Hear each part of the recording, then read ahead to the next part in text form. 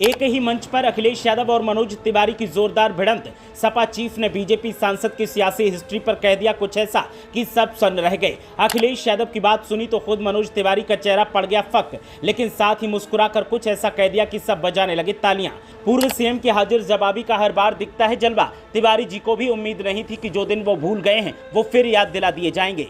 सियासत में चाहे नेता कितने धुरंधर क्यों ना हो, लेकिन अखिलेश यादव के जैसी हाजिर जवाबी किसी के पास आज के दौर में नहीं देखने को मिलती है। जब भी उनसे कोई सवाल किया जाता है वो उसका ऐसा सटीक और चौंकाने वाला जवाब देते हैं कि सामने वाले का मुंह बंद हो जाता है। उसे समझ ही नहीं आता कि अब क्या जवाब दिया जाए। और ठीक ऐसा ही बीजेपी के सांसद और भोजपुरी स्टार मनोज तिवारी के साथ हो गया। एक निजी चैनल के कॉन्क्लेव में अखिलेश यादव और ये सांसद महोदय पहुंचे थे और जब सवाल जवाब का दौर शुरू हुआ तो फिर माहौल एकदम चौंकाने वाला बन गया था। इस कार्यक्रम में अखिलेश यादव ने बीजेपी सांसद मनोज तिवारी को लेकर कुछ ऐसा बोल दिया कि हॉल में बैठे सभी लोग ठहाका मारकर हंस पड़े। मनोज तिवारी भी खुद को हंसने से रोक नहीं पाए। इस घटना का वीडियो सोशल मीडिया पर वायरल हो रहा है। दरअसल एक कॉन्क्लेव में अखिलेश यादव और मनोज तिवारी शामिल हुए।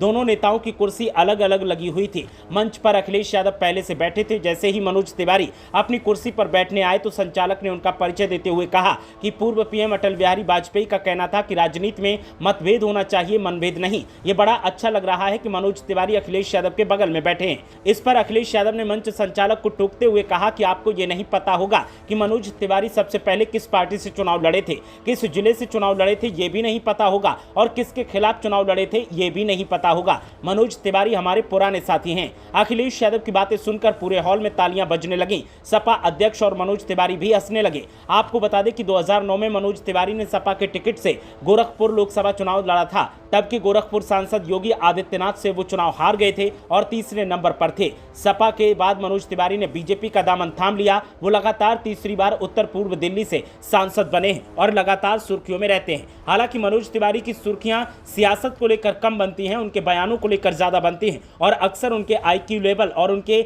जवाबों को लेकर भ्रम पैदा हो जाता है, जिसको लेकर कई बार उनके खिलाफ मीम भी बनाए जाते हैं।